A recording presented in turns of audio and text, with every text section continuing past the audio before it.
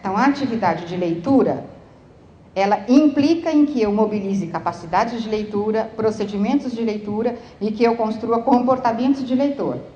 Pensando em comportamento de leitor como aquele tipo de aspecto que envolve necessariamente a construção de valores sobre o material de leitura e a relação com o outro, quando eu explicito os critérios de apreciação estética e tal.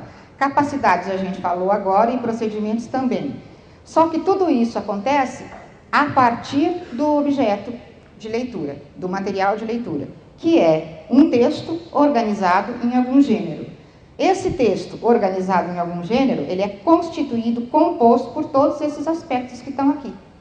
Que foi tudo que a gente conversou até agora. Isso aqui só sintetiza. Tá certo? Então, o que são os aspectos discursivos? É considerar aquilo que a gente acabou de falar. Considerar em qual é o portador, qual é o gênero, para qual interlocutor foi escrito e quais as decorrências disso tudo para o texto que eu estou lendo. Né? Se ele foi feito para criança, o manual tem ilustração, certo? E assim por diante. Né? Que aspectos pragmáticos são esses? Os pragmáticos não têm a ver com o texto que a gente analisou. Pragmático tem mais a ver com um evento de comunicação, como um seminário, por exemplo, né? Ou como essa palestra, por exemplo. Aspecto pragmático é o aspecto de organização desse evento. Então, qual é o esquema de organização? Chega o palestrante, espera, quem coordena a mesa convida, o palestrante sobe, certo? O palestrante tem X tempo para falar e X tempo para pergunta, nem sempre ele respeita isso. Ele não consegue, faz um esforço, mas não consegue.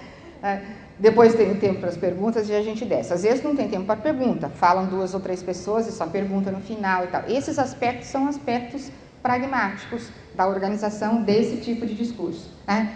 Um seminário, por exemplo, nesse evento aqui, vocês têm uma série de atividades que são programadas, né? Não sei se tem atividade concomitante, tem, Neide? Não, mas alguns outros eventos têm atividades concomitantes, a gente escolhe para onde quer ir. Então, esses são os aspectos pragmáticos de organização do evento no qual as comunicações verbais são feitas. Né? Os aspectos textuais têm a ver com o quê? Tem a ver com o texto.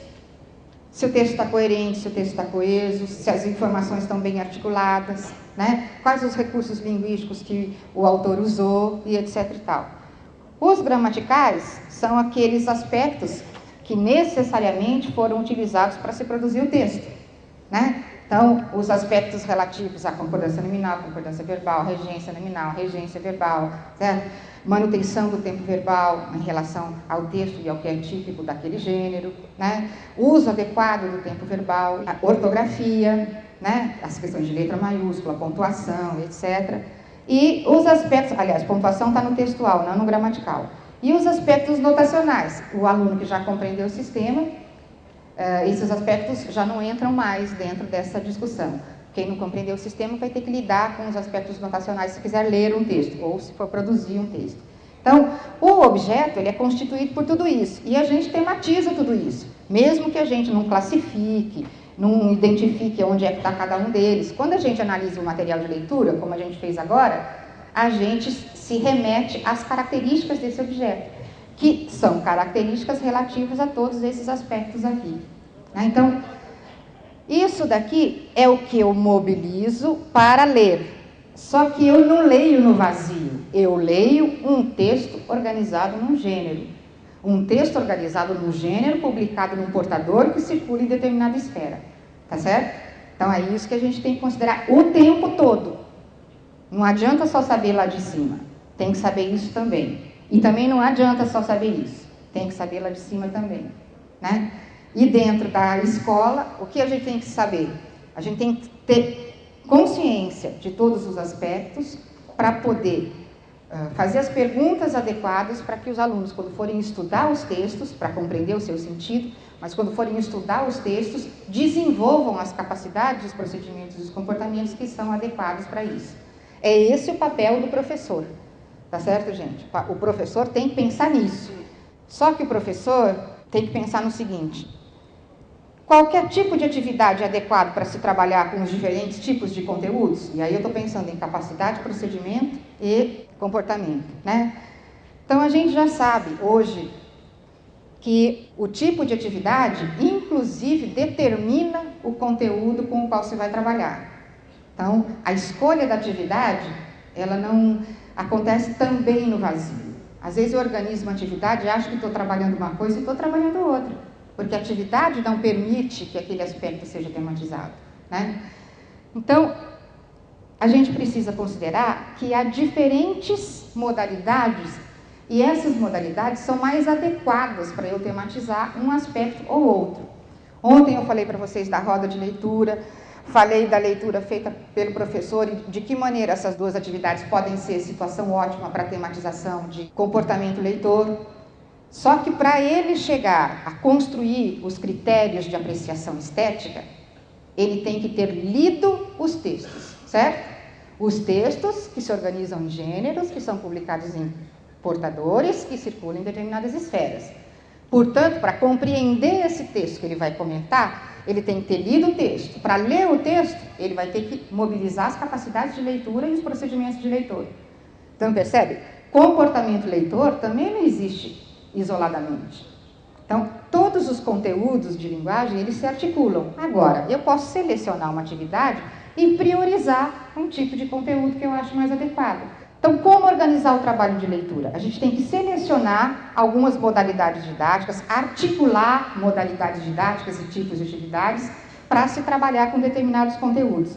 Que tipos de modalidades?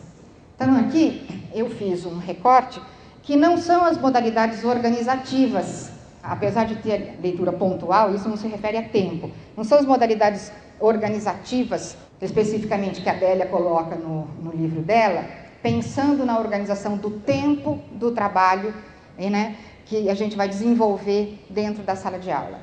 Eu fiz um levantamento de modalidades didáticas em si, que ela também coloca, e algumas são comuns ao que ela chama de modalidades organizativas, e é o que a gente já acostumou a chamar de modalidades didáticas, né?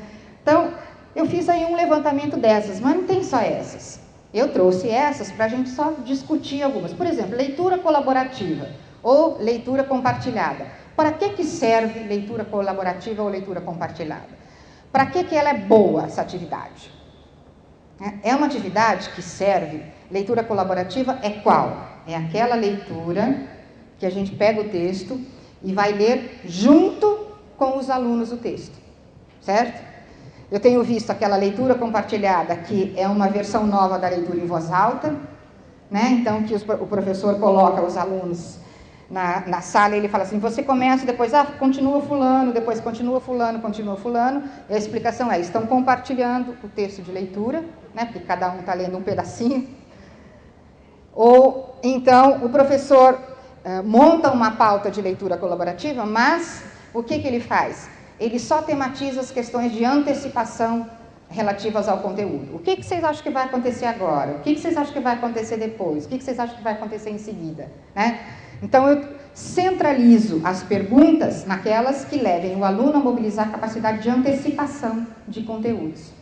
E de conteúdo temático, sem considerar outros aspectos que eu posso utilizar para antecipar o que vem, como, por exemplo, o gênero.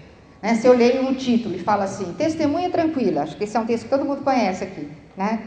Então, se eu falar testemunha tranquila, o que vocês acham que vem como história com esse título? Aí as crianças vão levantar. Aí depois a gente diz assim, ó, quem escreveu foi Stanislau Ponte Preta. Lembra que a gente leu o texto tal dele na coleção Para Gostar de Ler? Tararam, tararam, tararam. Aí eles já vão pensar, nossa, Stanislau Ponte Preta tem humor aí, então, tem que ser alguma coisa engraçada. É uma crônica, hein? É uma crônica. Bom, então, crônica tem a ver com situação do cotidiano. Então, se a gente usa as diferentes pistas para antecipar, é um exercício. Esse exercício está ensinando os meninos a articularem todos os dados do contexto de produção do texto para atribuir sentido e antecipar. Se eu só faço, que tipo de história você acha que vai acontecer? Eu só estou lidando com conteúdo, sem ensinar o menino a antecipar conteúdo com as outras pistas que estão disponíveis ali, né, para ele usar, que ele tem que aprender.